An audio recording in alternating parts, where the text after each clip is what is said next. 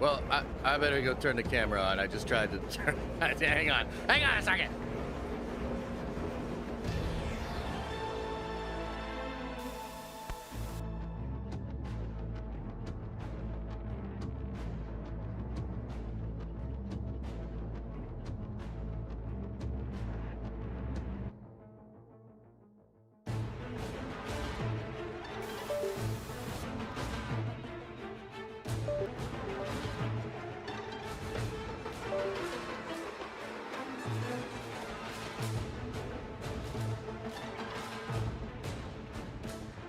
Okay, hang on. We're still flying half a stream.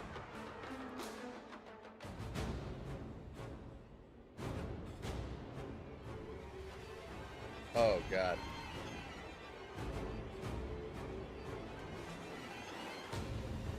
All right, hang on, chat. This is Adam's fault.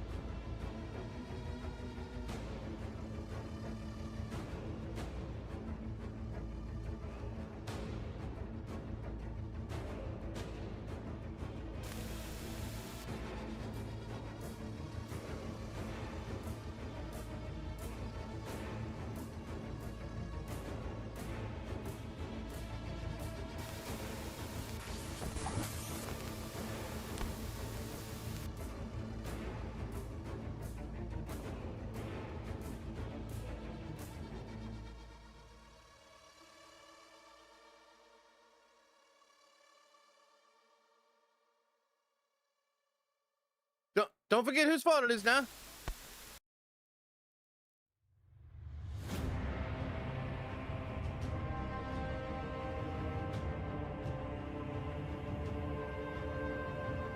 What up?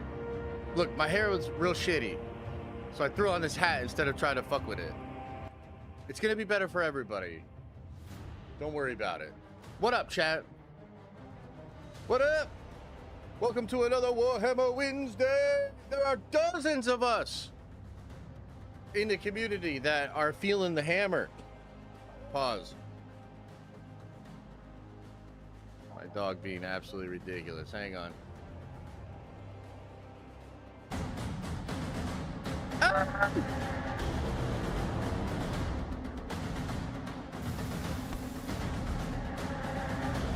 I fixed it. I saved it. The audio got a little loud though. Sorry about that. What up, everybody? Look, I just want to say that I'm proud of you. I'm proud of you. Crazy world we live in, and you, person that's watching right now, you have done something not a lot of others could do. You realized that Warhammer's the best in the future. You realized that you'll be happier if you get into Warhammer. And I just want to say that I'm proud of you. You know? I'm proud of you. 4 ads and a blood sacrifice to get in with this paid content. Beautiful. Perfect. Okay, that looks like all that stuff I did on the back end is working. So, what are we going to do tonight for this Warhammer Wednesday stream, you might ask? Well, I want to talk about Primarchs. I want to talk about new Primarch lore in 11th edition. I want to talk about why it's so damn cool that Rabute Gilliman is finally going to meet Lionel Johnson, what all of that means.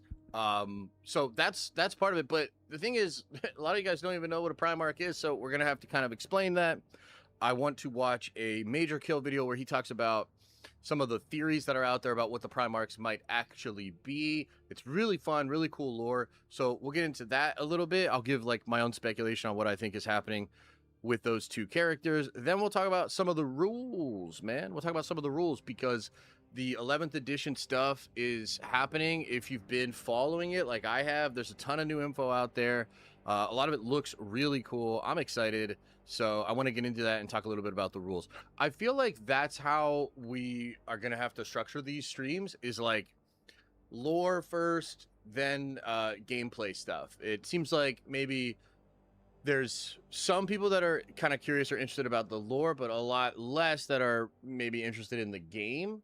I'm actually going to have 2 separate Warhammer channels, one which deals with the game itself, one which deals with the lore. So I find value in both things. I want to talk about both things, but that's probably how we'll do it for these streams. Is there a Primarch? You know, I used to shop at Primarch a lot, actually. There was a Primarch right next to the Maggiano's that I used to work at in King of Prussia. And I used to go in there a lot and get really cheap shit. Can you stream another TTS game sometime? Yeah, for sure. Once 11th comes out, I bet Adam and I would be happy to stream a game of 11th edition for you guys. That'd be cool. Once I understand the lore more, the game will become more interesting to me. Yeah, I think that's appropriate. And one of the things you'll see with tonight's stream, hopefully I can explain this well, is that there's a connection there. So there's actually a connection between how Games Workshop builds their lore and how they're building the new systems in the game. And I think it's pretty cool. So we'll get into that a bit. Zach says, I appreciate you, Josh. I can't afford to play, but I'm glad to learn more about the lore. Nerd Vengers for life. Totally get it, man. Some people just don't want to play the game at all. Some people just aren't into war games, you know, and I get that. So different strokes, different folks. Totally get it. Space Tricks Noir with a $20 holler. That's very generous. That's very generous, man. Did you accidentally put too many 9s in there? Was it supposed to be a 199? Love 40K because everyone is blatantly evil except for one faction that's obviously the good guys with no faults whatsoever, the Black Templars. Perfect people like the Jedi. Jesus and Mother Teresa. Rogel D, baby, he back. We back. Nerd Avengers for life. Yep, definitely. Absolutely agree, except that the best is the Dark Angels. So. Star Wars Ben says, honestly, with the current state of Marvel, and by the way, is the audio a little? I've been experimenting with the audio. When I looked at the clips today, they were a little loud. They were on the peaking side. Does it feel a little? Is the audio a little better tonight? Just let me know if you were here in the morning. But yeah, dude, Ben, you totally get it. That's actually like, trust me, man. That's actually like real. That's more real than you think, actually. But Salamanders disrespect. The Salamanders are great too, man. I like the Salamanders. I want to play it, but I'm broke AF. LOL. Oh, I totally get it, man. I mean, it's an expensive hobby. It kind of sucks that it's an expensive hobby. But honestly, a lot of hobbies are expensive, you know? Like, I don't know. It's just kind of one of those things. To me, I wouldn't say it makes sense to like like unbalance your life or like take resources from things you really need to then like put into a hobby. But I would also say that, like, what is life even for, really? I think the reason people spend money on hobbies, and in fact, you'll find a lot of people that the whole reason they maybe work hard or do whatever they do is so that they have more money to, like, you know, spend on their hobbies or spend on things they enjoy. I think you gotta enjoy life, and I think hobbies are a cool way to potentially do that. But of course, man, it's like, don't go broke buying a Warhammer army if you can't afford it. Obviously, take care of yourself, take care of your family, you know. And times are tough out there. Things are absolutely insane, so I totally get it. I totally get it. Rossi, thank you for the 5 gifted memberships. Also, it's all good that you weren't there this morning. Okay, let's see. I want to get into Primarchs. I want to talk about Primarchs. What, like, is there any questions? Do you guys have anything that you want to get into before we get into Primarchs? Well, you know, these are very fucking casual streams, in case you didn't notice. I think we probably have less than 100 people here. I haven't even looked. And that's all good, man. I really don't care. It's not about the views. It's about legitimately building up a Warhammer ritual, I guess, within the community for those that are into it. I'm going to be doing a lot of Warhammer content in the next couple of years. I have, like, really big plans for Warhammer content, but I also completely acknowledge that, like, look, especially on the internet, when you make a living off of a certain niche, like, it's, if you change niches or you try to branch out, like, it's just plain and simple. Some people are not going to come along. So, like, I don't know. I think last Wednesday we had like 50 some people in here at peak or something, maybe close to 100. And the stream earlier that day was like at 900 people, right? So it's just like, it's literally like 1 to 10 ratio. But I honestly just, that doesn't matter. Like, eventually maybe we'll move these streams to Warhammer Explained or to the Nerdhammer channel. I don't know. But for now, this is the place where they're going to live, and we'll just have fun talking about it. Warhammer is actually cheaper than PC building right now. Is that because of the RAM? I disagree. Go broke for Warhammer. Spend it all. Oh my god. Which Primarchs are still alive, and can you actually use Primarchs as a part of your army? Okay, that's a dope question. So, which Primarchs are alive? Which ones can you use for your army? I believe there are 5 that you can currently field in Warhammer right now in 40k. So let me explain. Let's just TLDR what a Primarch is. So, at the beginning of the Great Crusade, the Emperor, once he gains crazy cosmic knowledge from the Chaos Gods, like one of the very first things he decides to do is create the Primarchs. The Primarchs are his sons in a sense. They're the closest thing that he has to sons.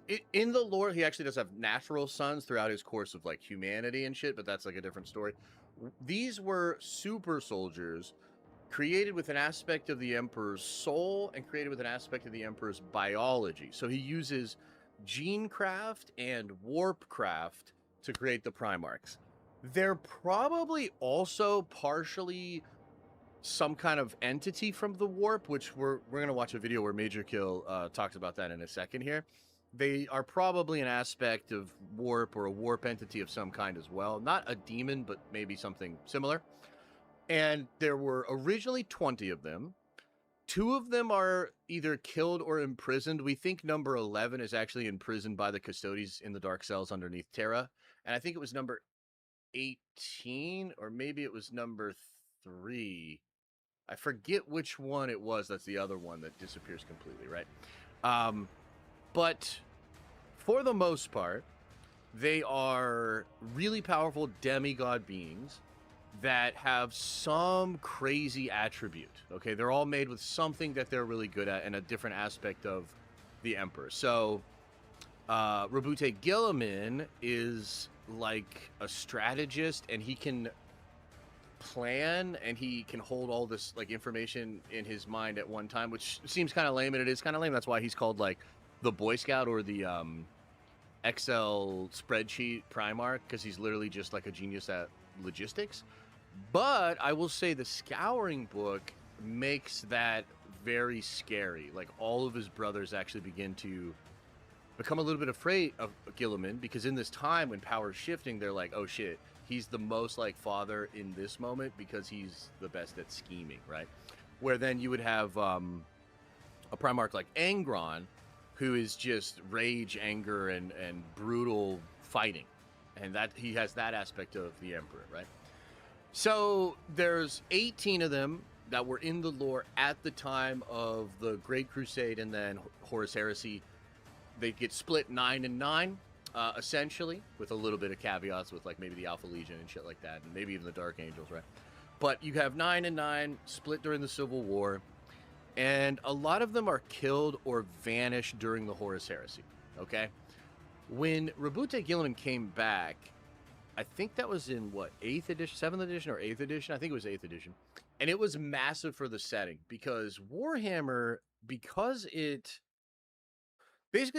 all about the game and the tabletop game, and they create the lore to support the game, the lore moves very slowly.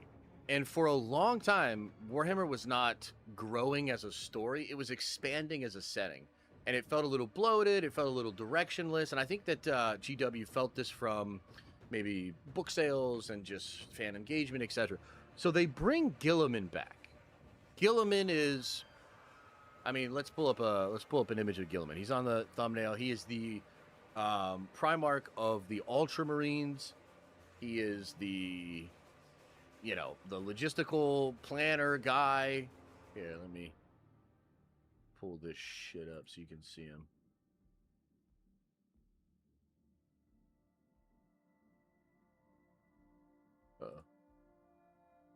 There he is. And Gilliman coming back in the setting was a huge deal. It gave the Imperium hope. He does become the regent ruler of the entire Imperium, as is kind of his right as one of the Emperor's sons. But it does cause a lot of conflict and consternation in the Empire. There are several of the traitor Primarchs that are alive. So you have Mortarion. Mortarion's kind of an interesting character because Morty, during the Great Crusade and shit, he was not about chaos, and he was not about like demons. And yet he becomes a demon Primarch, dude. So he becomes a demon Primarch. He's a part of like the Plague Wars, some other crazy shit that happens in the lore. His model's actually fucking awesome, dude. Like, here, I'll pull up this image of him here. He is a demon Primarch, but what's interesting about him is he kind of doesn't fucks with Nurgle, the chaos god of the aspect that I think he represents. So he's kind of like a wild card in a sense, because yeah, he's a demon, definitely has the power of Nurgle, but he doesn't even serve what they call Grandfather Nurgle the way that some of the other ones do. And he has mixed allegiances. He wants to fight his brothers and shit like that, and sometimes Nurgle's like, no, I'm not about that life. So he's one of the traitors that's alive. Angron, let me show you Angron. Angron is alive. Man, Angron, I gotta tell you, Angron in a lot of ways is a pretty sympathetic character. The Emperor, like, kind of fucks him over and just uses him as a big battering ram, even in the Great Crusade, and then he becomes a demon Primarch pretty easily. They kind of just use him in the story and throw him at the Loyalist Primarchs a lot, and then he gets defeated and sent back to the warp, and he comes back, and that's actually in his rules too, that he like dies and comes back constantly. He fought the Lion when the Lion came back. He fought Gilliman when Gilliman came back. Yeah, so that's 2 of them, and then it's not Fulgrim, it's Magnus, right? I think Fulgrim will come back, but he's not back yet. So Magnus is back. Dude, Magnus is super cool. Let me tell you a little bit about Magnus the Red, who did nothing wrong according to some people. Magnus is a character that was maybe one of the most powerful psychers of his Primarch brothers. He was born with a mutation that made him literally look like a demon, which is kind of interesting because at first he's actually like really chill. He's like sort of passive. He's into magic. He's all about like spiritualism and trying to help his own people, etc., etc. So the problem is he fucks up during the Horus Heresy, and he Skype calls his dad when his dad was trying to like repair Cerebro, basically, and it like fucks everything up, and then his dad is like, yo, you bitch, and like really gets mad at him and causes some psychic scarring and shit. So then Magnus, he falls to chaos, becomes a demon, and yeah, he's fucking awesome. He's a super powerful wizard, actually. So he's really cool. Those are the 3 traitor Primarchs that are back in the setting. And so when Rabute came back, it was like, okay, but he's like 1 verse 3, right? So that's why at the very end of 9th edition, going into 10th edition, they bring back the Loyalist Primarch, Lion L. Johnson, the Primarch of the Dark Angels. So, I know a lot about the Lion because I'm a Dark Angels player, and I've read a lot of Dark Angels books and codexes, etc., etc. So, I guess the TLDR on the Lion is he was kind of a dick face during the war. He's a brilliant general. I argue he's the best general out of all of the Primarchs.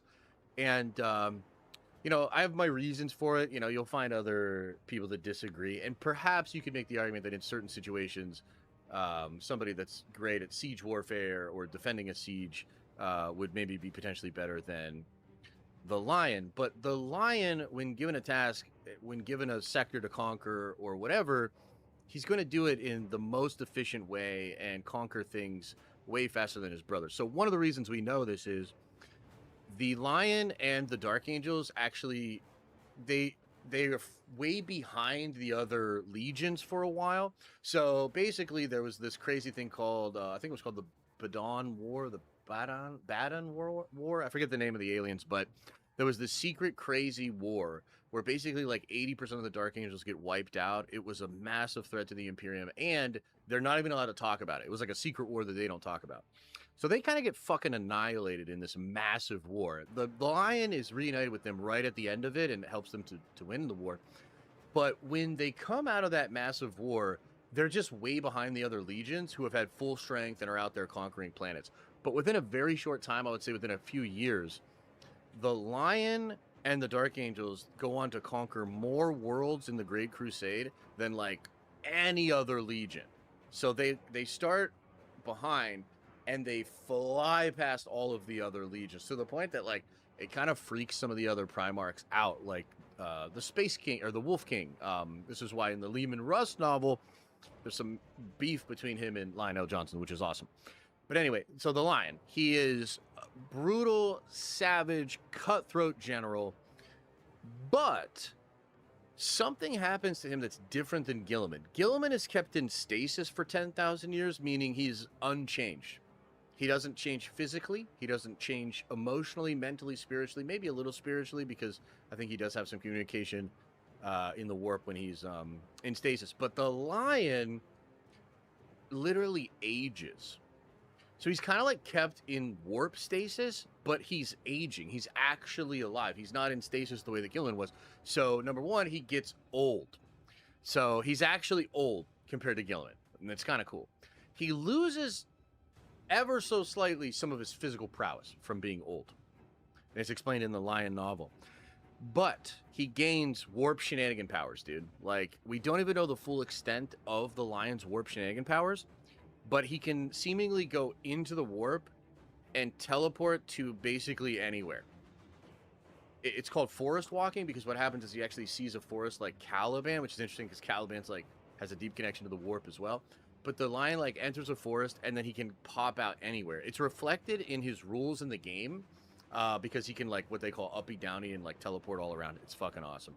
He also has the Emperor's shield, and he receives a vision from the Emperor, which we talked about last week because we think it has something to do with maybe the Emperor being resurrected or dying and the Star Child coming out when it comes to the Emperor. So that's the basics of the Primarch. That's the basics of all the ones that are in the setting. There's a lot that could return, a lot of rumors.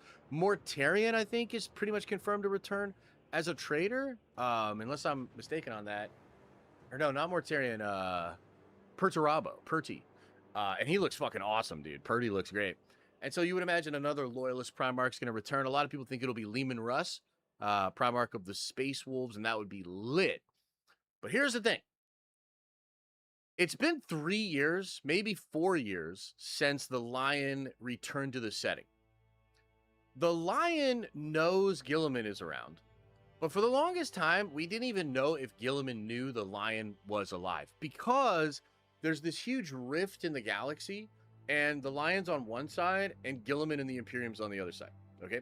But in the lead up to 11th edition, it was revealed in one of these little storybook box things where they like to put out new campaigns and shit that like everybody's coalescing around Ultramar, and on the edge of it is Armageddon, which is like one of the opening settings in 11th edition, going to be a big battle there. But the Lion and a lot of successor chapters and Azrael are heading towards Ultramar. And they sent a message that's from the Lion, and it's actually his code. It's his Primarch code, so it's like confirmed to be him. And he just tells Gilliman that we need to talk. And a lot of the fandom went nuts when this happened because we were like, yo, they're finally going to meet. Can't wait till they have a combo. But there's a lot of drama there, which like I don't want to get into the whole thing because we'll be here all night. But there's a lot of drama between Gilliman and the Lion. There's history there. They're actually both guilty of some weird shit when it comes to Imperius Secundus. And I think their meeting is going to change the Imperium forever. That's I truly believe that, and I think it's going to be reflected in maybe some of the rules and some of the things that are coming out for 11th edition. So that's like the TLDR of the Primarchs and what's going on with all of that. So what do you guys think? Any questions? Added some images of my Dark Angels custom faction I'm working on. Oh, hell yeah. Let us know. Yeah. I'm Alferis. You're Alferis. Yeah, a little bit. Off topic, did you hear about the Doomsday leaks? Yes, I did. What happens if they let the Emperor die and be reborn? Can he come back quick enough to keep Earth from being fucked up by the warp? We don't know. I mean, it's possible, but we don't know. It's also possible. I'll tell you one of the craziest theories that's out about there. Rogel is coming back. Rogel might come back. I would love for Rogel to come back, man. I like Rogel, honestly. Reading The End and the Death and then The Scouring really made me like Rogel. There's this whole part where he joins up with the Custodes when they're trying to fight against the Black Legion and what would be Abaddon, actually.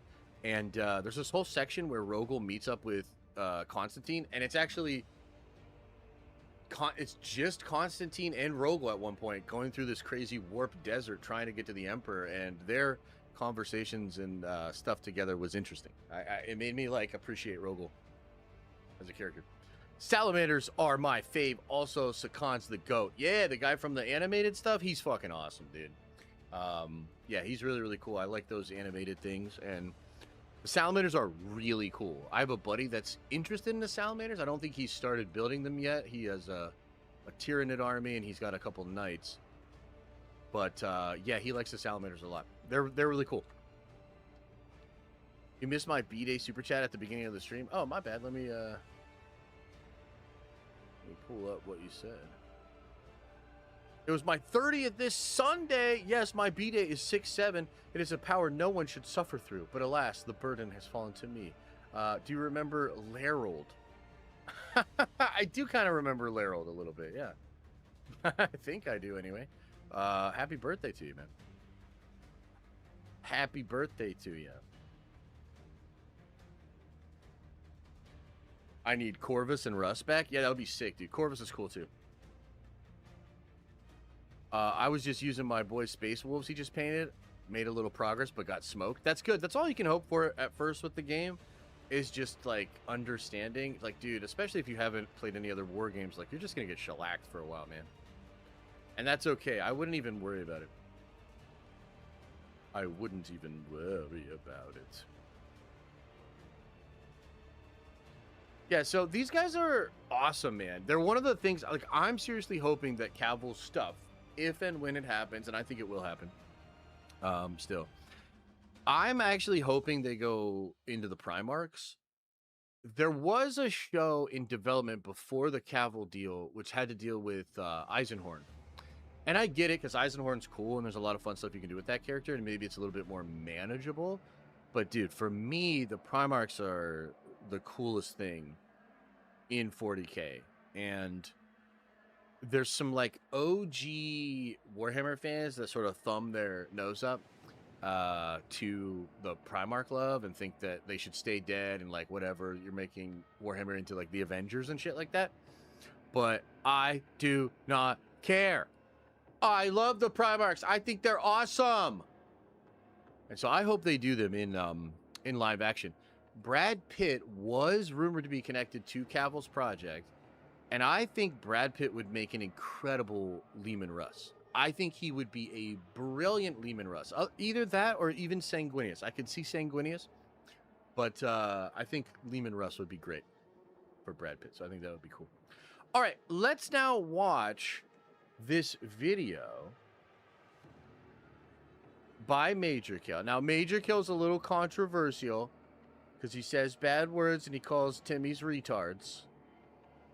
And I'm sorry, because I would never say anything like that. I would never call you guys retarded. I wouldn't even say the word.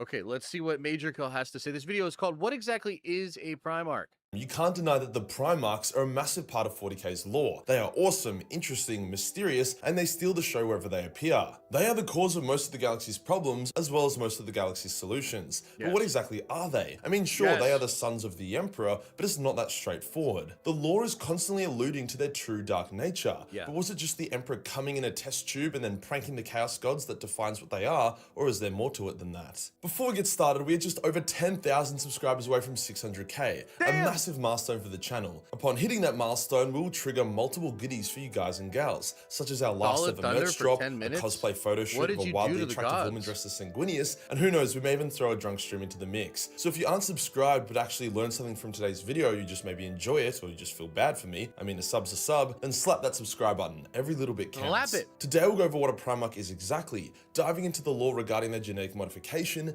their Yeah, that's not organs, their good. connection to the warp, and every other little tidbit that you want to know.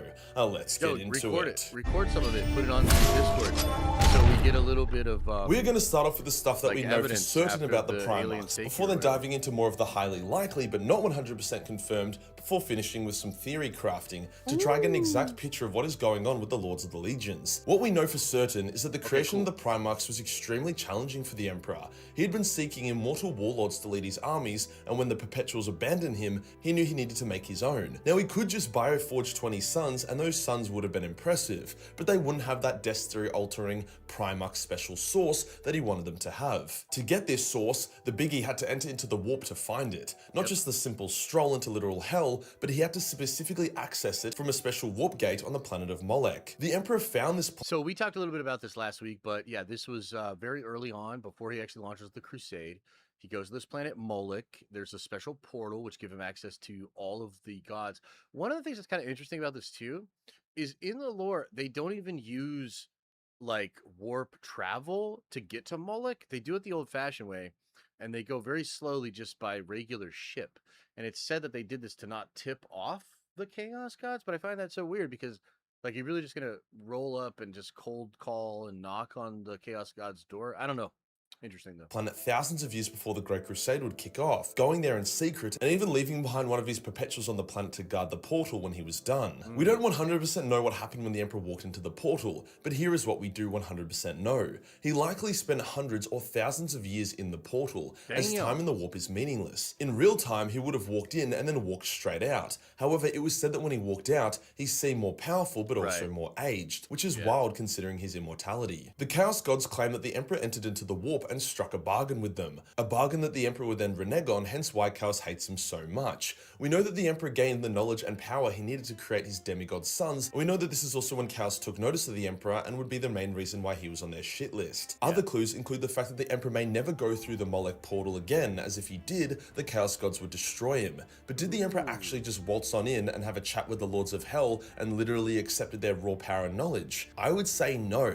Chaos is known to be pretty shit at telling the truth, or at least a non-manipulated version of it. And the Emperor would also know that such a direct deal with the devil like that would end badly, which I mean I suppose it did anyway. I believe that the Molech portal allowed the Emperor to enter into a special area of the warp that allowed him to make contact with 20 minor warp god entities. There are many warp entities that could be considered to be gods, most of which aren't necessarily Chaos aligned. In the current setting, it's said that countless warp gods are being born and then dying every moment. The Emperor likely spent thousands of years traveling this special part of the warp, finding each warp god, and then either convincing it or forcing it to join his Primarch project. The only bargain the Emperor may have had to make with Chaos was to allow him into the special part of the warp. I say special because if you just open up any old So a lot of this is speculation, and I would also say that this video is like years and years old.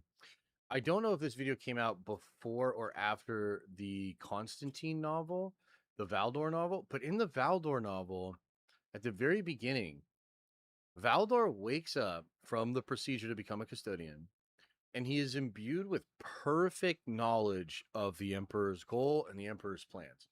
And the Emperor asks him, and he says to him, actually, he's like, speak freely because you may never be able to do it again. It's like this really bizarre scene. But he asks Valdor to just explain what he knows of the plan. And Valdor says, you something like, you made the bargain, but you cheat them, you cheat us. I'll have to go back and look at the exact quote. But to me, it implies that there was a bargain struck and that the Emperor, not only did he make the bargain, but he also had a plan on how to get out of the bargain that would cheat everybody. He's cheating the whole game. And that's not been fully explained, but I would imagine that's a dangling thread that they're going to try to tie more to. Shit-ass warp portal and step on through, you will instantly be incinerated with warp fire as your very atoms dissolve and demons come to sodomize your ass. But for some reason, the Molech portal allowed you to circumnavigate that part. Yeah, the Chaos Gods would see the Emperor taking Horus these warp gods as him taking their property, stealing from them, as they see the entire warp as their domain. Hence the stolen power reference that the Chaos Gods keep making. I'll get more into the warp god theory and why it's most likely true later in this video. Either way, the Emperor now had the knowledge and power he needed, returning himself to Terra to begin his great work. With those warp god souls in tow, or whatever the knowledge and power was, the Emperor combined his DNA with that of Erdar, the second most powerful perpetual, and created the 20, or 21 if you count the twins as 2, Primarch sons. Although each son would look wildly different, most of them would share some sort of resemblance to the Emperor, with Lorgar being said to look most like his father out of all of them. By combining his insane scientific skill with the Molech power, which was probably minor warp gods, he was able to create these super powerful beings, the Primarchs. Is that better? But what happens next is a bit of a head scratcher. The Primarch babies, bar Alfarius, were sucked into a warp portal and deposited on various human worlds across the galaxy, most of which seemed to perfectly suit the Primarch that landed there. But how did the Primarchs get sucked out of one of the most secure places in the galaxy? Well, it was a combo of things. A team of workers who were traveling in time sabotaged the wards protecting the Primarchs, and then Erdar, scared of the Emperor weaponizing her sons, which is a bit of a no shit moment, like what the fuck do you think the Emperor was going to use these demigod warlords for? Fucking gardening or some shit. Cast her Primarch sons into the warp. The Emperor didn't seem too worried about this overall though, almost as if he wanted this to happen but needed someone else to do it, as the Primarchs were able to go through a lot of character building as they grew up. So I want to linger on this for a second. So if you don't know any Warhammer lore, basically what happens is the Emperor gets the knowledge, he steals the power. We don't fully know what does that mean. He steals the power, but he makes a deal with Chaos or something, steals their power. He creates the Primarchs. Then his baby mama, Erda, probably because of influence from Chaos, decides this is no good and frees the Primarchs, and they're teleported across the galaxy. All of them get teleported like the fucking Dragon Balls after you make a wish, scattered, okay? And it's actually at this point that Constantine, like Valdor, he says at this moment, he hopes they're all gone forever and dead because he never trusted the program.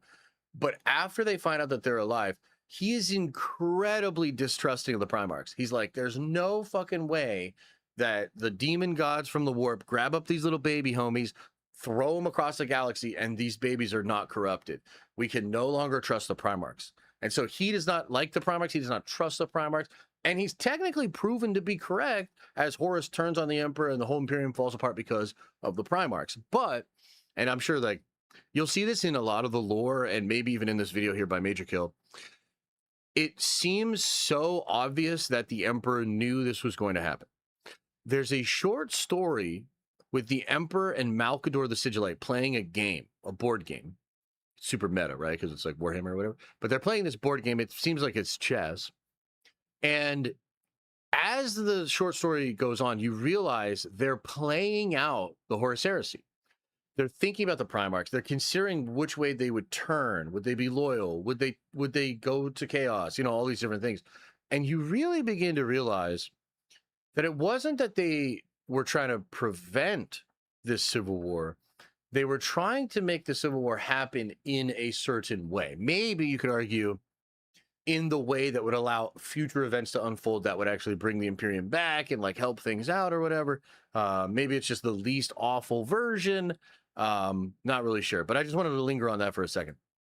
Which in turn made them more effective war leaders. That's a bit theoretical though. It's also likely the Emperor would have much rather them be raised by him on Terra, and his seemingly lack of care that they were scattered could just him not being an overly emotional guy. Using the Primarch's genetic makeup left over, the Emperor was able to create the Space Marine Legions, yeah, that's the warriors who would be the spear tip of the Imperium's new army and would be at the forefront of the Great Crusade. As Space Marines are creations from the Primarchs who are in turn beings of the warp to an extent, there is a degree of warpiness involved in the Space Marines, even the non-psycho ones. Yes, that's Although true. the Emperor was able to engineer each Primarch and their Space Marines to a degree, a lot of the final result was influenced by the Primarch's unique power drawn from their Warp God souls. Like, I don't think the Emperor made Magnus red for the lols, nor do I think he made the Blood Angels a bunch of fucked up space vampires because he thought it was a good idea. Don't even get me started on the Thousand Suns getting turbo tumors or whatever the fuck was wrong with the Space Wolves. Sometimes shoving Warp Gods into bioengineered bodies made from your own DNA is more of an art than a science. But let's get a bit more grounded here. What about the physical Primarchs themselves? What's going on in their organs and body that makes them so bloody tough?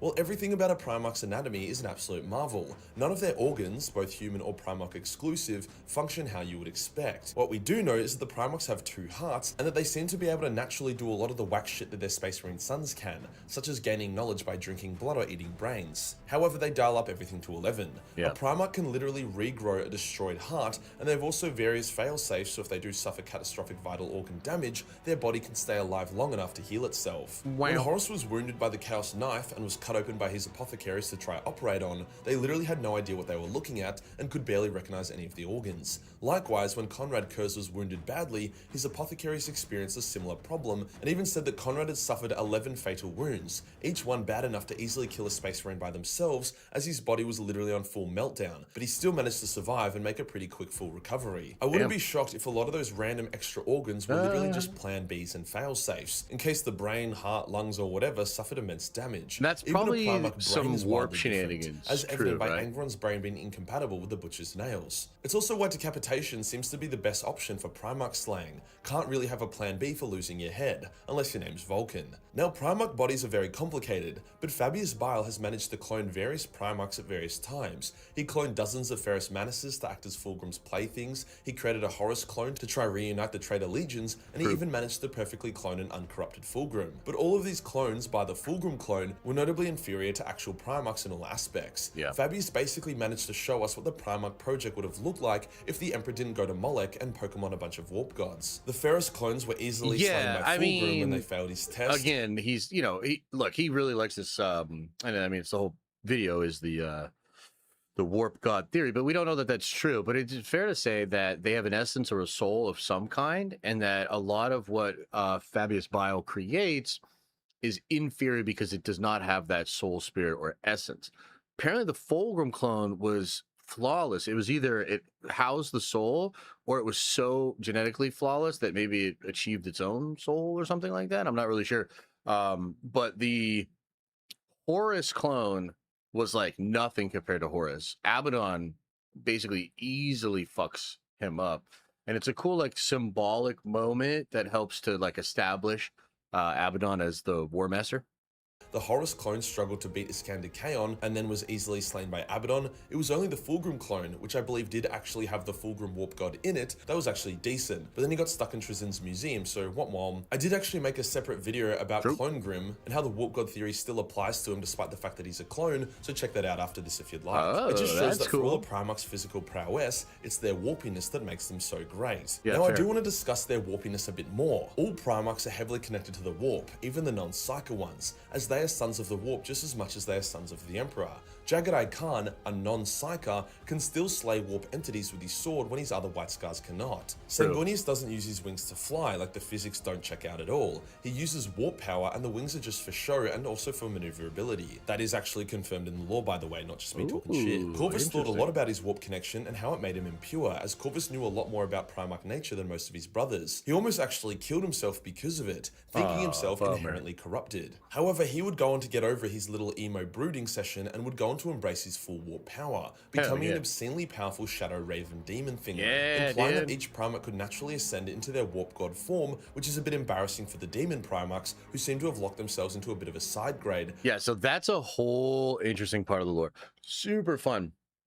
But Korak seems to have achieved some kind of godhood, warp entity, godhood powers. He's like a raven monster thing. And what Major Kill's talking about here is the fact that a lot of the demon Primarchs, they become demons to try to get more powerful, but it's a side grade because they lose a part of their pure Primarch soul in some ways. It's either torn apart or eaten by the demons, or it's just given up. And apparently it can't really come back either. So they sort of side grade, they become powerful in a different way, whereas it seems like Korax has actually leveled up a bit, you know? Not really sure.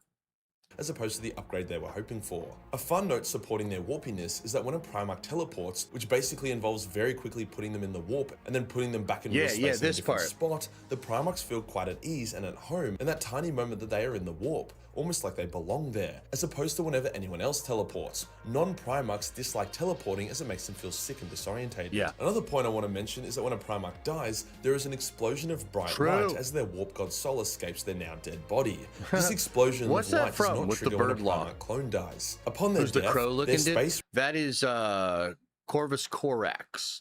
So he was a Primarch. He was a sneaky snake kind of a guy, real stealthy and sneaky.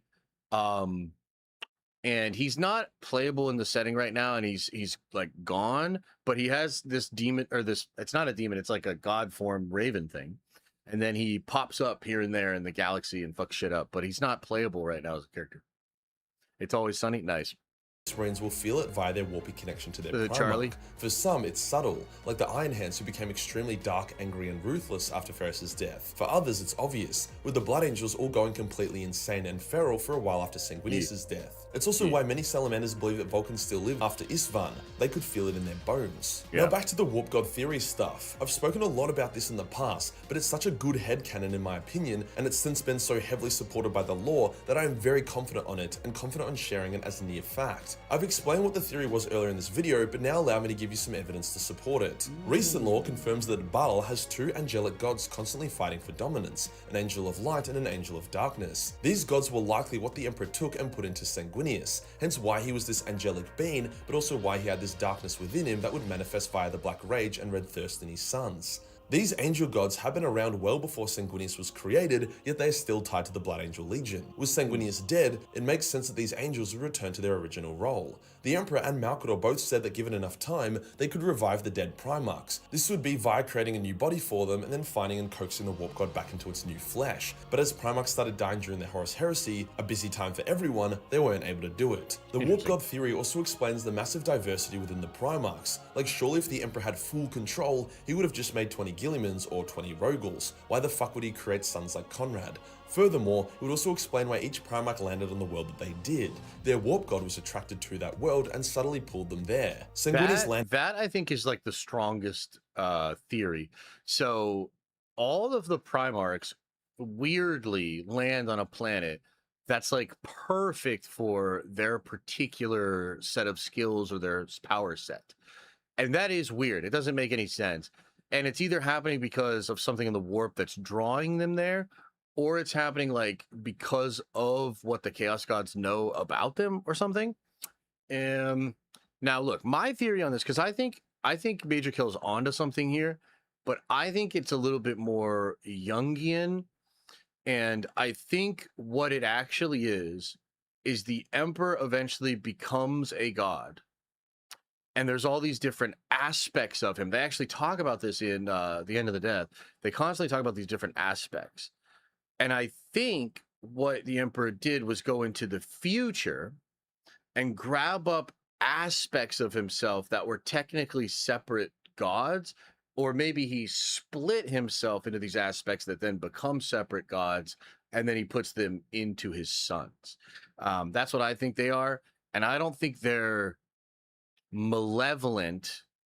I think they're natural souls in a sense, but maybe either combined with these aspect gods, or he did something to make them actually become aspect gods, because the warp's like really weird and shenanigan-y.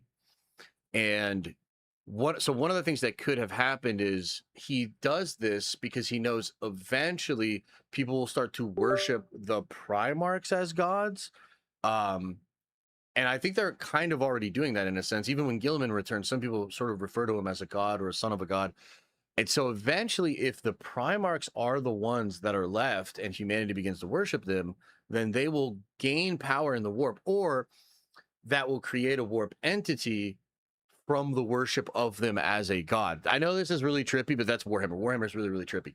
So like, that's kind of what I think's going on.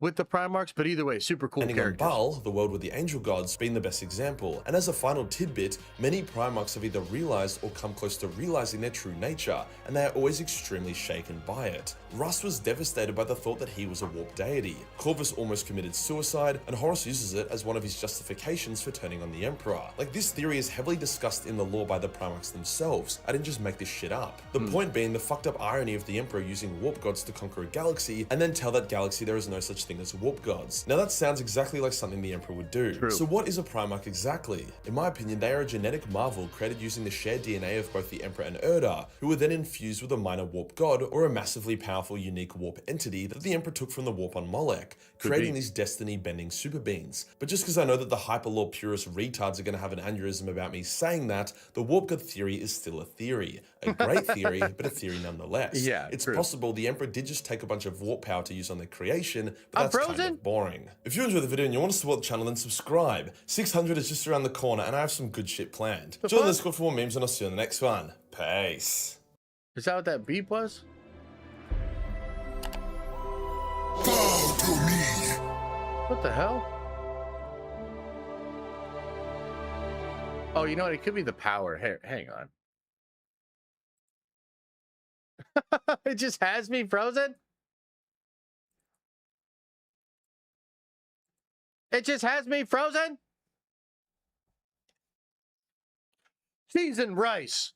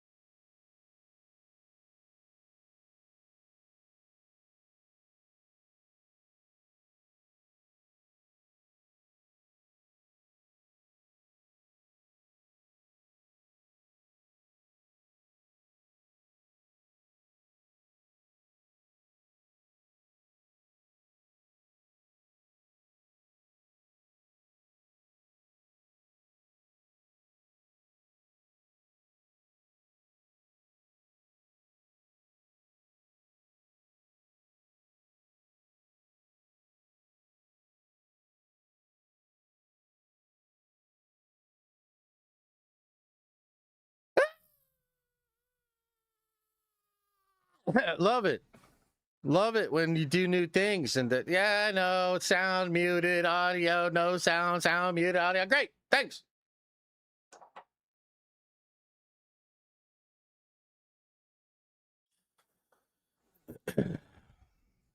I love it. You know, you make some changes, you get some new equipment, and then everything gets fucked up. The end of professional streamer. Thanks a lot, bud. Appreciate you. What I was going to say is, any questions about the Primarchs, anything like that? Because now I want to talk about Rabute and the Lion a little bit. And then we'll talk a little bit about the game. And thanks, Caleb. And then we'll get out of here. So, any questions about the Primarchs? They're pretty cool, huh? I mean, they all have like a lot of crazy feats and powers and fun things. That was more of an overview of it. Should have got the cord for your camera. Absolutely. You're not wrong. Should have. I should have, but I fucked it up. What are Primarchs again? Damn it, Daniel. They're the Emperor's sons. They're demigod, super soldier beings that are super badass and cool. That's what they are. What do you know about Vulcan? Vulcan's awesome, man. So, a couple of different things about Vulcan. First of all, he's a perpetual, so he can come back to life, and he has that aspect of the Emperor. He's also noble, cares about humanity, very strong. He's a forger or a metal worker. He makes a couple of really crazy weapons in the setting. He's tasked with some crazy things. No! My dog wants petted. Sorry, I gotta pet my dog. Yeah, Vulcan's awesome. He has one of the best scenes in the Scouring book because he's normally like super chill, and then he's literally tearing Traitor Space Marines apart with his bare hands when you first pull up on him in the Scouring book, because he is a changed man and very angry after everything he's seen. So yeah, Vulcan's fucking dope, man. Super cool. Super cool. They are sweet. They are sweet, man. And you know, a big thing for me as far as getting into Dark Angels, because I was close with Blood Angels, I decided to go with Dark Angels partially because their Primarch was back, you know? And Sanguinius could come back. By the way, Elisa said if Sanguinius comes back, she'll do Blood Angels army and get into Warhammer. So that would be sick if they actually bring Sanguinius back. But yeah, man, I want Lehman to come back. I want Rogel to come back. You know, I'd like Sanguinius to come back. Yeah.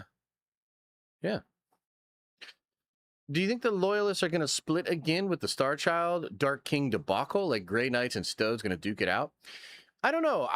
So I think that, let me talk a little bit now about Gilliman the Lion and what's going on there. So Gilliman comes back to the setting and things are crazy, and he's trying to make sense of it. He's trying to like realize what is going on now. It's like 10,000 years later.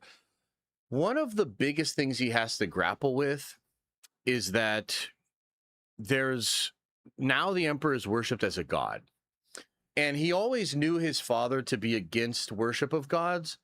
And the whole Horus heresy kind of sparks up because Horus realizes that there actually are gods, and his father made a deal with them, and he's lying to everybody about it. But the Emperor was like, I'm not a god. There are no gods. It's all explainable through science and shit like that, right? And yet, 10,000 years later, it is actually mandatory that you worship the Emperor as a god. And in fact, if you don't, like, really bad shit's going to happen to you. And for the most part, humanity has been worshiping the Emperor as a god for the better part of 10,000 years. And so, on the one hand, Gilliman has to grapple with that idea and what does that mean, and he doesn't believe it, but there's obviously these organizations within the government and the Imperium that believe it, and what does that mean? And he kind of comes to the conclusion that he can't destroy the religion because it would hurt the Imperium very badly. So he has to kind of play ball with where they're at. And he also starts to kind of question things because he sees some stuff that's going on with his father. He speaks to his father. He sees his father do miracles, bring people back to life, including himself, and you know, things of that nature. So Gilliman actually does kind of begin to wonder if his father is actually a god, or maybe he's becoming a god because of all the worship or something, right? And there's a lot of other things that Gilliman has to worry about: constant wars, battlefronts, this, that, second, and the third. What he's currently doing right now is trying to reclaim the 500 worlds of Ultramar, and he wants to reestablish his domain as being very strong and secure. And that's something that's connecting to Titus, the 500 World Campaign, which was how we found out that the Lion is going to meet Gilliman, or he's looking for Gilliman, right? So that's kind of TLDR of Gilliman. Now, not everybody in the Imperium appreciates Gilliman. The Custodes, for the most part, cannot fucking stand him. Some of them have become a little bit more chill, and they've come around, and they're helping out a little bit more. But most of them don't like Gilliman. They kind of don't like Primarchs just in general because they blame them for the Emperor now being on the throne. There are factions within the Imperium that want to undermine Gilliman, that want to cause a civil war, that think he's bad news, etc. So there's a lot of like chaos and stuff that Gilliman's juggling. Now let's talk about the Lion. The Lion comes back and he's like, he doesn't have any idea what's going on. He's just trying to survive and understand what is the galaxy like? Why am I old? All these different things. And he meets a fallen Dark Angel. And so I guess I TLDR this. There was a moment towards the end of the Horus Heresy where a bunch of the Dark Angels turn against the Imperium and against the Lion. They were tricked by Chaos and by Luther, who was the guy that found the Lion, his like father, in a sense, his adopted father. But nonetheless, a lot of them do technically fall to Chaos. And dude, it's actually crazy. The Lion shows up to his home planet. They fire on his ship. he loses his fucking mind, goes planet side, and starts slaughtering his own sons. The way it's described in the book is like, they are terrified of him after this because he shows up and he's like, Daddy's home, and he starts fucking people up and cuts his way to the palace, has a crazy fight with Luthor. The warp breaks open. Luthor becomes good at the very end, and then the whole planet gets fucking destroyed, basically. And the Lion and Luthor get put into stasis, okay? So, he meets, when he comes back to life 10,000 years later, he meets one of those people that saw him killing his own sons on Caliban. And there's obviously like this huge tension between them or whatever. And the thing that's wild about the Lion is, unlike Gilliman, the Lion has actually changed.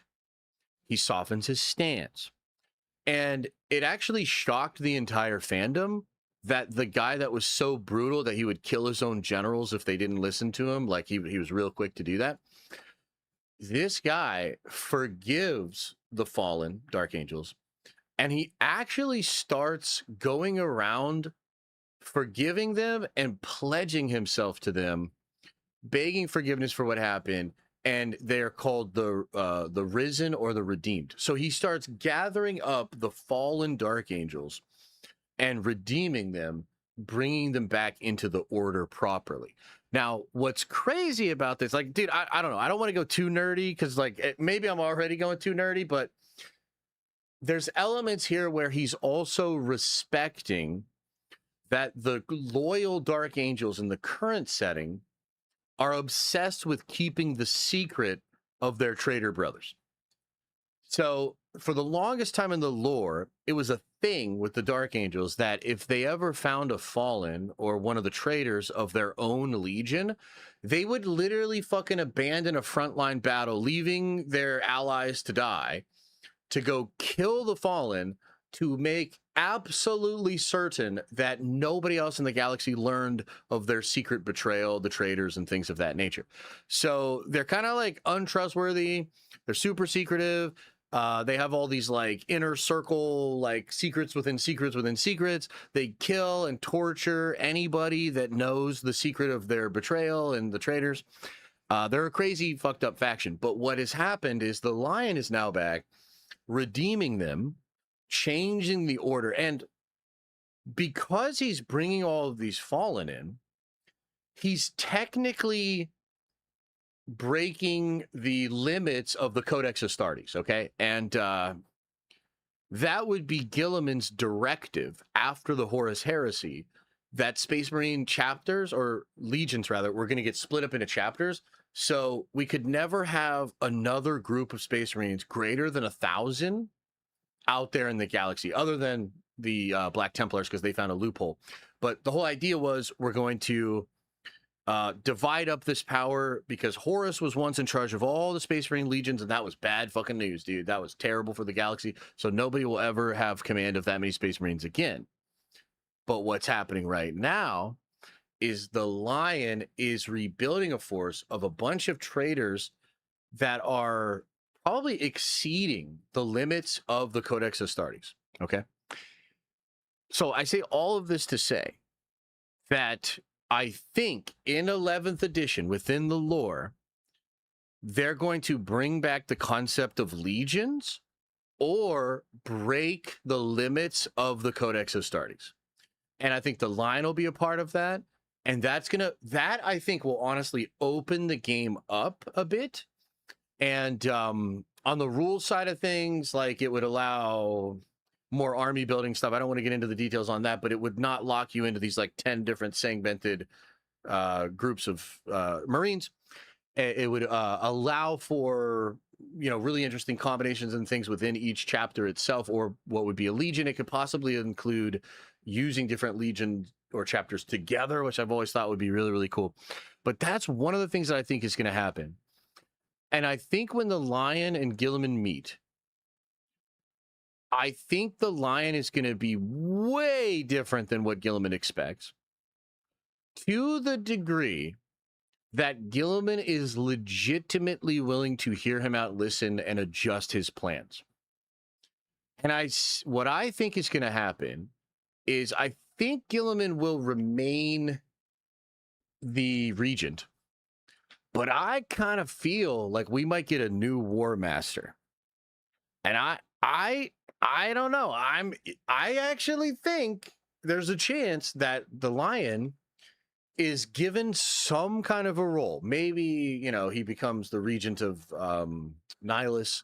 Maybe he becomes the actual War Master and gains command of several different chapters or legions.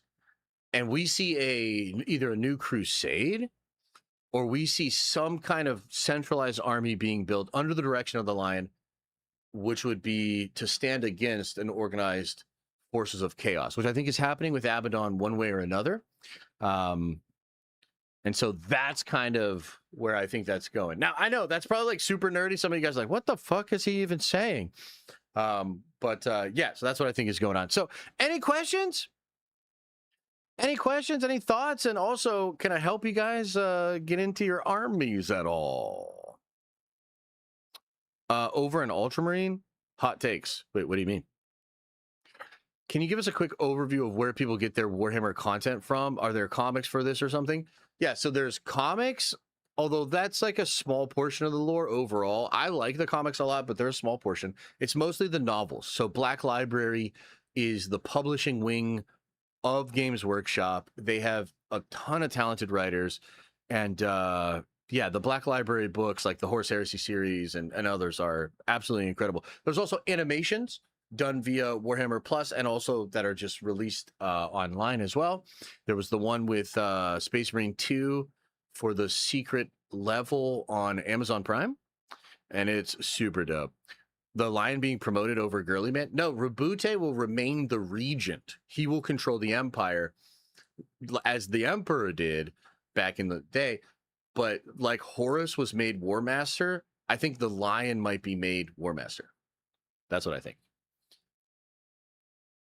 If you had minimal funds, how would you recommend building an army? So the first thing I would do is scrape together some funds and get Tabletop Simulator. And I would get the mods to be able to look at the models and play a game, roll some dice, and just look at what's going on. I would probably watch some YouTube videos to learn how to use Tabletop Simulator. And then I would either join a Discord or try to find some nerd Avengers that want to try to play a game on Tabletop Simulator.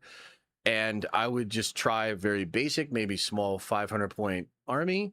You both, you know, just go at it, roll bones, have fun.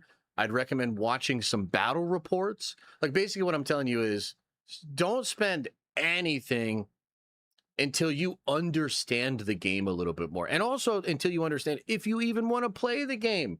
Because there are people that collect models that don't even play the game.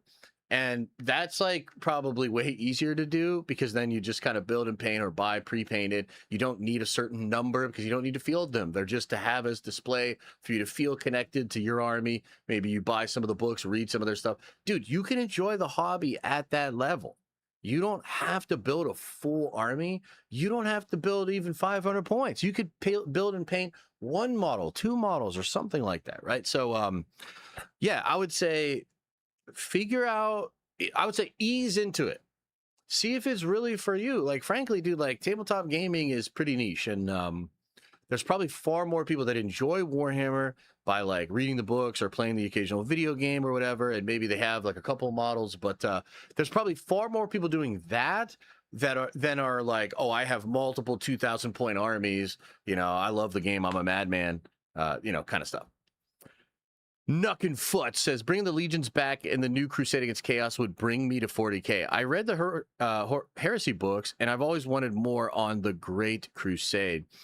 Yeah, I think it would be awesome, man. And I think it would be a way to sort of reinvigorate the setting. The setting right now in 40K is very spread out, a bit disjointed, a bit unfocused, and also like just things move slow. Like things just move really slow. So I honestly think I will like playing, so I'll try that. Yeah, watch some battle reports. Tabletop Tactics is great. 40K in 40 minutes is great. Watch, like, what a battle report is them literally playing a full game. If you find yourself watching several battle reports and you're enjoying it and you're imagining like, dude, I'd love to roll bones like that, then maybe you would get into the game. Josh, can we do a Nerd Ventures TTS League and UMC? Brother, I would love to do something like that. There's no way I can commit to that. I have so much going on right now. I'm trying to get multiple channels up and running. I'm trying to get Unity figured out. Give me, like, let's just, like, maybe next year we can think about that. If I get some certain stuff handled and maybe I plug some more people in. But for now, man, like, no. Like, I could not even possibly do that. Best I can do is Warhammer Wednesday streams. If there's anyone looking to play on TTS in the semi-near future, hit me up on Discord. It would be, I won't be right away. Still got to get my shit together, but looking for some games soon. Says, Badunka Duncan. Yeah, that'd be fun, man. I mean, you being a part-time streamer and all. Yeah, I know. Trust me, I wish I lived the life that you guys think I do. Where I just get off stream and instantly go chill or fucking do whatever. That's not how it works. You know? But maybe someday it will work like that. And then I'll have more time to run a TTS League. I will say, though, that it would be fun to play a few of you guys on TTS. I could maybe do that.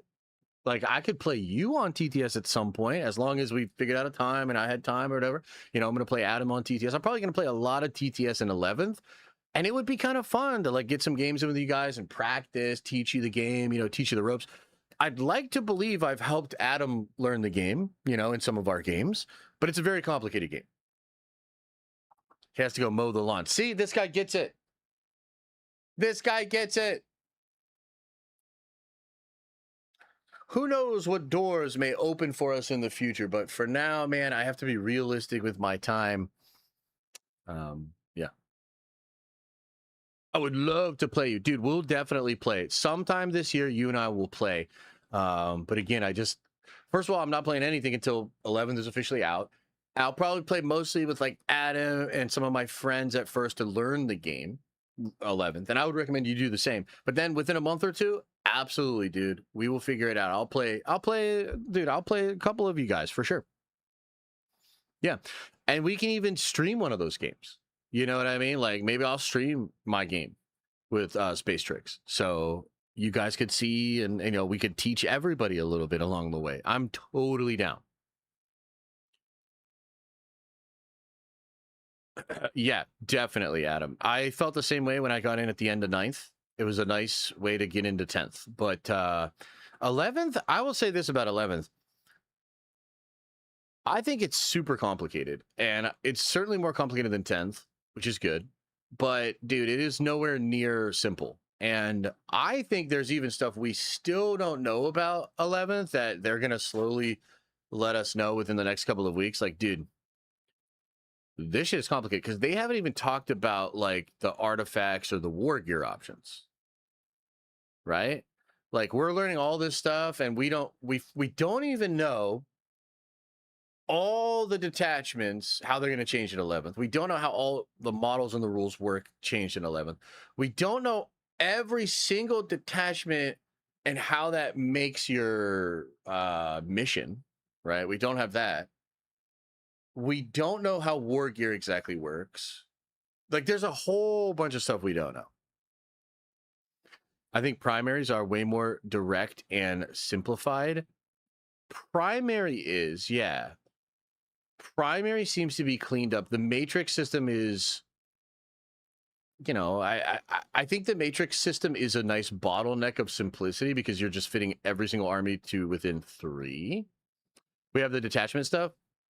What stuff do we have that I didn't think of? Some of the detachments, you know, are like object getting or purge the foe. But to my knowledge, we don't know what all of them are.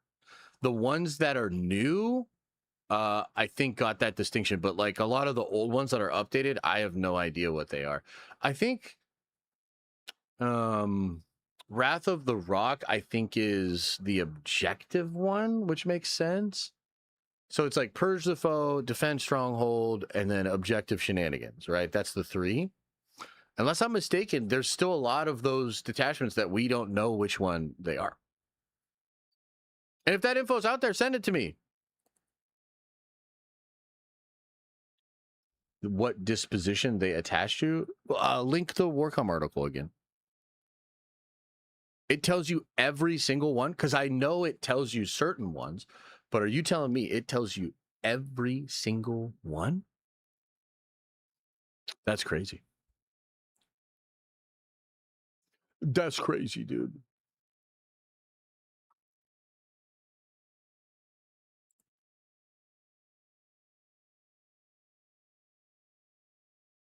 Da, da, da, da. Da, da, da, da.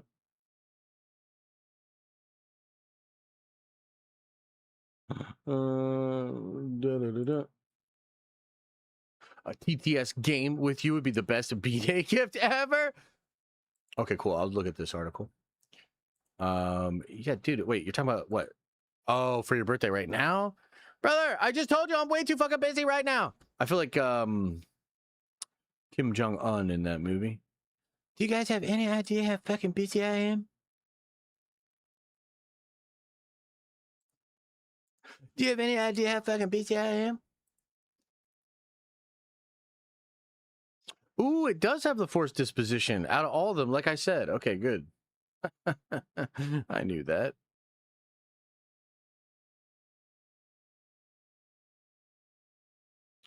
So I guess what I'm wondering, though, is as you combo them, are you allowed to pick any of them? Or does it work like if you pick a 2 and a 1, it has to be your 2? Does it say that in here too?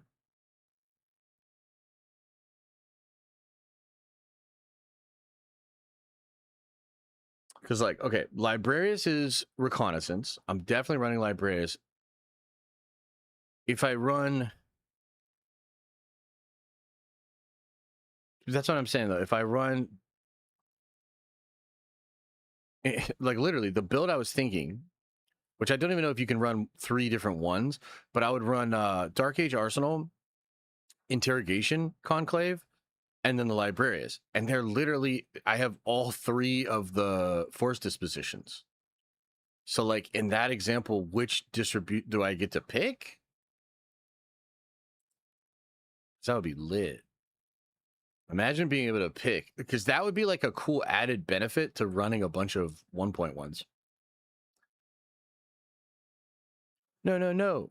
When you can, not now. I got to practice. Oh, okay. Appreciate you. Yeah. It is cool, though. I actually didn't see that they had that for every single detachment. That's super cool. Unforgiven, Take and Hold makes a lot of sense. Priority asset makes sense with Wrath of the Rock. Yeah, I don't know. There's some cool cooking that I still want to do. And I'm not sure how the equipment ties into all of it either. Do you get to pick when you make your 4s? Is it like something you got to lock in, or can you choose per match? Because, dude, that would be crazy. John, appreciate you, bud. Hope you enjoy the replay. So we are going to get out of here in just a little bit here, guys. I will really quickly just talk about the game, and I'll do it from a 10,000 view perspective here, okay? 11th edition seems really cool. It solves a lot of the problems from 10th. I think it's going to be great for the game. I think a lot of the people that enjoy the game are going to get a lot out of it. I'm interested in what the competitive side of that looks like. I guess, like, my gut is telling me that the more casual side of the game is going to be phenomenal. I'm not sure the meta problems are fixed, but I could be wrong. And oh my God, if they were fixed, that'd be amazing. I'm still a little concerned about how all of this stuff will work together. We still don't have all of the answers. Man, some of the stuff just looks so strong. Like, I didn't look at the Chaos stuff that was released today, but a lot of the stuff that was released with Space Marines seems fucking strong, dude. Like, strong. I don't know how Chaos is going to compete with some of this stuff. So Chaos needs to get some new shenanigans stuff too. And it almost feels like the game's going in a very lethal direction, which could be great, but could also see games going real shutout kind of directions. And I don't know. I guess we'll just see. But that's like my main, like 10,000 view thing is like, it seems like it's going to be really, really fun. I think casual is going to be amazing. I'm a bit concerned on the competitive side. The game seems crazy lethal. I guess to counter that, they could do a lot of balancing like they've done over the last year. Because, man, I just feel like there's going to be, especially early on, a lot of pain points, a lot of combos that are busted and broken. And so I'm a little bit concerned on that side of things.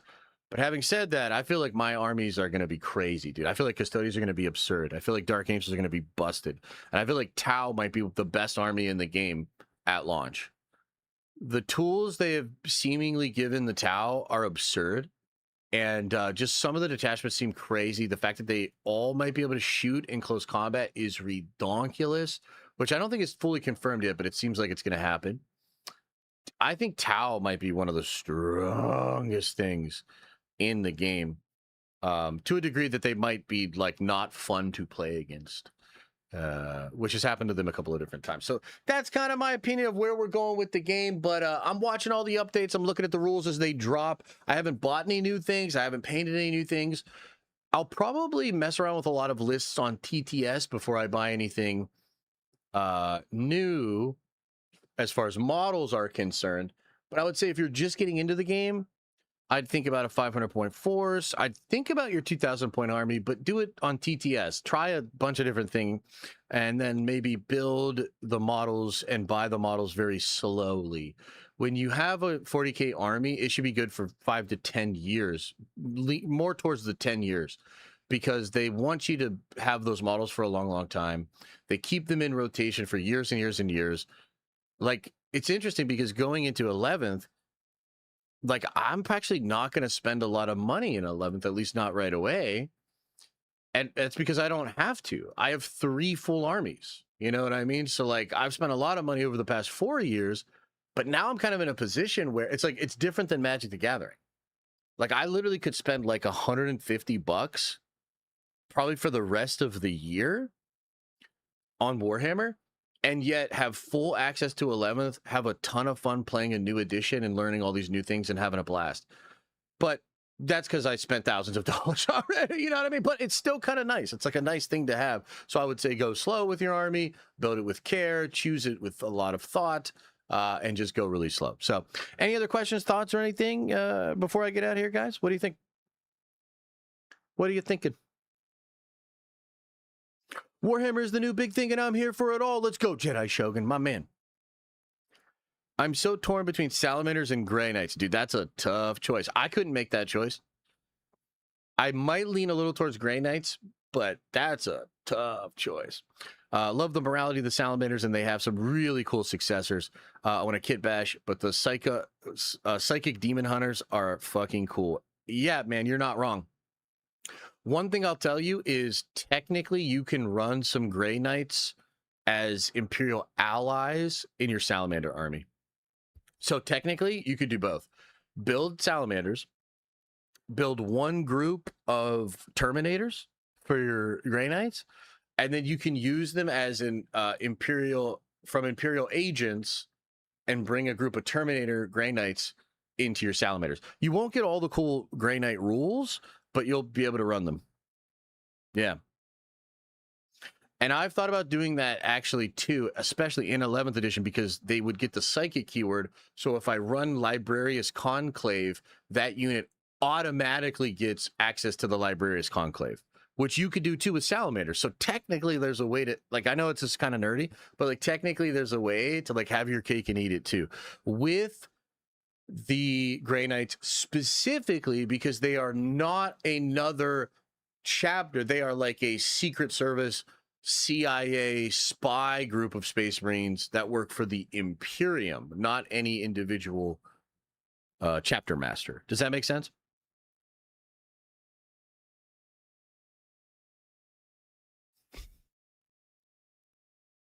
Yeah, look into it. Look into it. Yeah, it's kind of cool. You think I look awesome with a Santa hat? Thank you. It's not a Santa hat. And it's only because my hair is all fucked up. And yes, the curls are crazy, but that's because I didn't do anything with the hair. I took a shower, got out of the shower, and just rolled around on the floor. And this is what happens when I do that. Okay.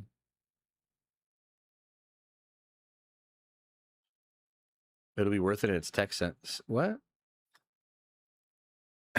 On Discord? Oh my God. Oh my God. What did this guy even say? Let's see. Let's see this video here. Asshole again. Do not pay attention. He is going to leave.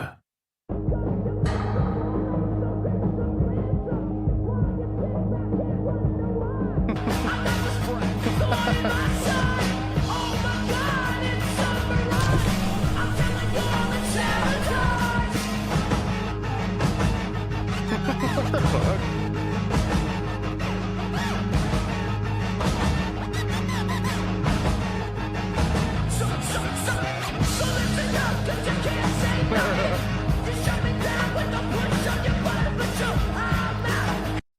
I'm gonna get copy struck for that song, but thank you. No, that's funny. That's pretty good. That's a pretty good one. Yeah, Warhammer. So much better than Lame Wars. BC Boys, the official music of Warhammer. Yeah, I hope so. All right, everybody, I'm getting on out of here, man. I appreciate you guys. Thank you, and hope you enjoyed another Warhammer Wednesday. And as I always say, I hope you, that's right, you, are having an awesome and a nerdy day. And I'll see you in the next video.